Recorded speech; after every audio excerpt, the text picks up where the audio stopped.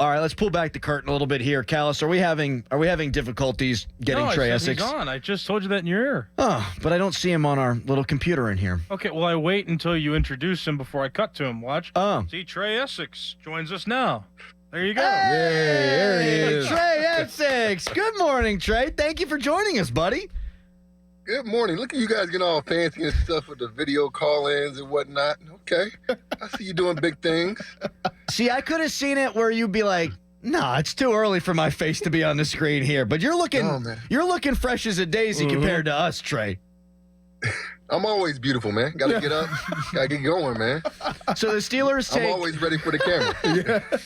They take Troy Fautanu 20th overall. Your assessment of the pick, and what do you think of the guy? And do you think he should play left tackle or right tackle? First of all, fantastic pick, man.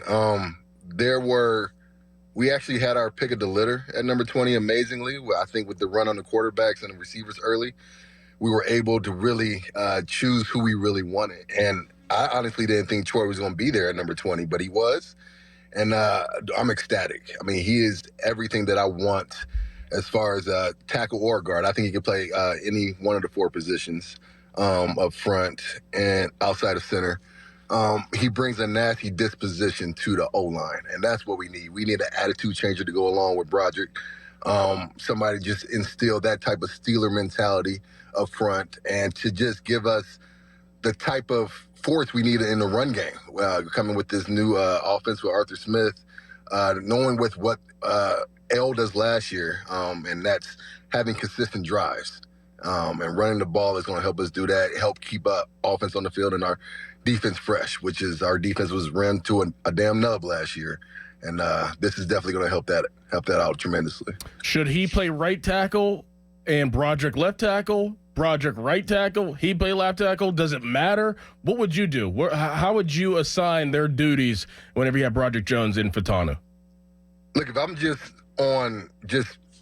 looking at him right now, how I would look at him if I had to play a game tomorrow, I would be like Broderick at left tackle and put Troy at right tackle. That would just be, but dude, like these guys are so position flexible these days.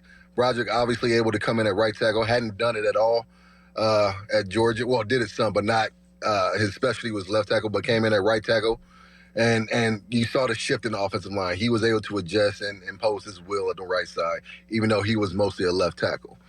So these kids can, once they get into camp, and I think when Coach Myers gets after them, gets to see how they move and how Arthur wants to really focus his offense on, are we going to be a more predominantly right side running team? And is that Troy's specialty versus what the quarterbacks want to do in the RPO type game? Like all that stuff is going to come out in training camp and OTAs, and it'll all reveal itself. But right now, I wouldn't pigeonhole either one of those spots. Trai Essex, former Steelers offensive lineman, joining us here on the Fan Morning Show.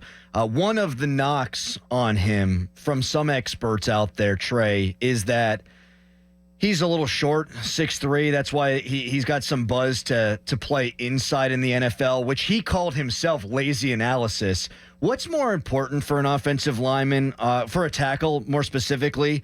Is it the arm length or is it the height? Arm length. I mean, we had a tackle who's made a hell of a career being on the short side, and Kelvin Beachum, who had a fantastic career with Pittsburgh and then later on in Arizona, Jacksonville, the Jets. He's etched out a 12-plus year career, and it's all because he has these tremendously long gorilla arms, and they helped him out tremendously, and that's what you need. I think actually being on the shorter side gives you some leverage with some of these shorter DNs who get up underneath you really fast, the bendy types. So you actually have an advantage there. This whole 6'8" long arm prototype, that's such an old adage that doesn't apply to today's game anymore. These left tackles, right tackles are athletic. And if you have the long arms to keep guys at bay, then you are able to play those positions at a high level. Is it an absolute must for them to get a center today in the second or even in the third round? I think so. I think in the second or third round, we have to get somebody who is a bona fide center, who's played a lot of snaps, either a Zach Fraser, JPJ, or SVP. I say that because I always forget his whole name. I just know it's SVP. That's Scott Van Pelt, yeah.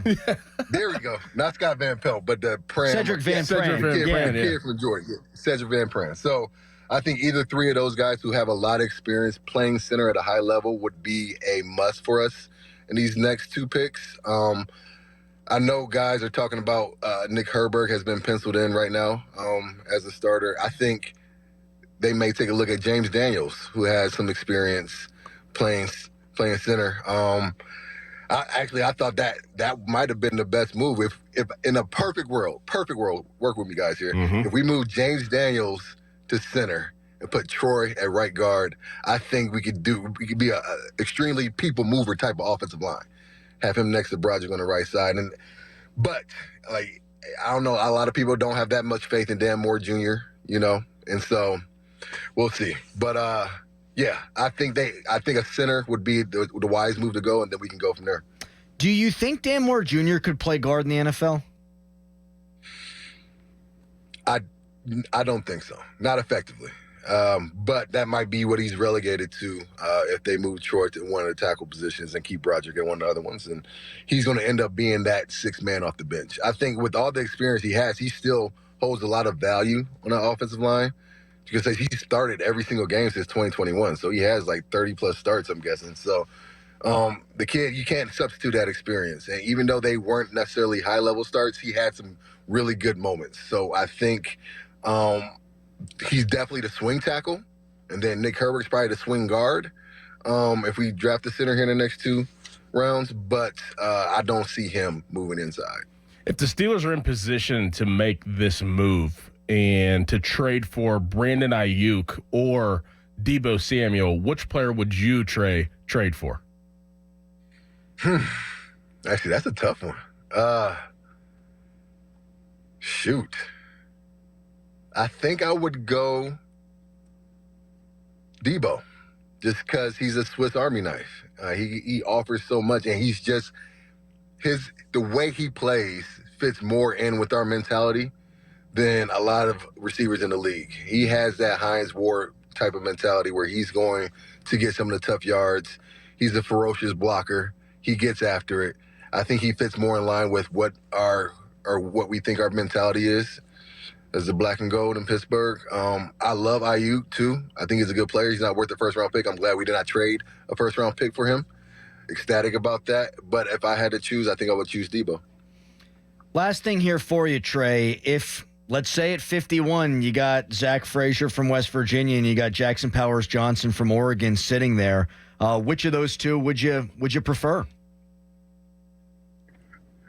I know who you want me to say. What do you mean?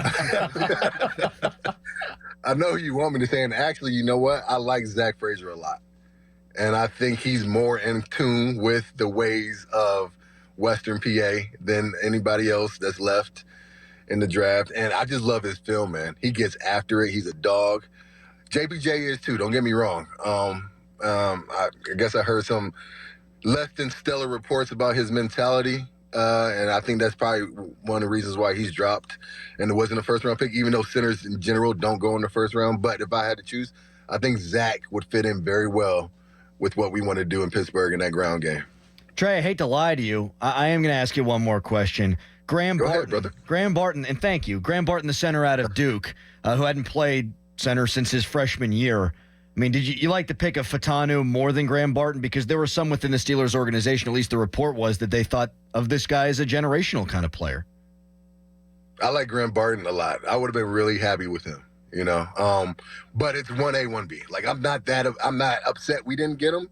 I'm very happy with the pick, but I would have been ecstatic with what Barton too. Tampa Bay got a great player, and him is going to be interesting because I don't know exactly he's going to play center right away. I know that's what everybody has him penciled in, but because he's so versatile and he's probably the best athlete as far as all the linemen that came out this year, I just like what Troy brings from a mentality dog perspective. I think he had the most dog out of all the players that were first-round talents, and I think we picked the right one.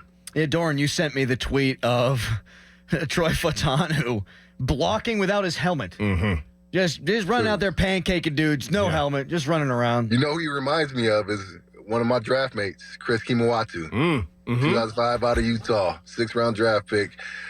He had his own nickname. He was, back when you can make a wedge, like opposing teams called him wedge because he just was a wedge all by him damn self. He was mean, So dude. that's the kind of dog he was. He would peel guys off the pile late, man. He did not care. Yes. He did not. That's my brother right there. And he has a lot of those same traits. So I'm excited.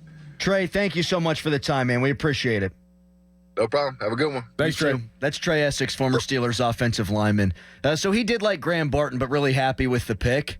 The Chris Kimoyatu comparison there. I mean, we're talking about, I don't want to do this to Chris, but we're talking about that mentality, but with a player with significantly more pedigree.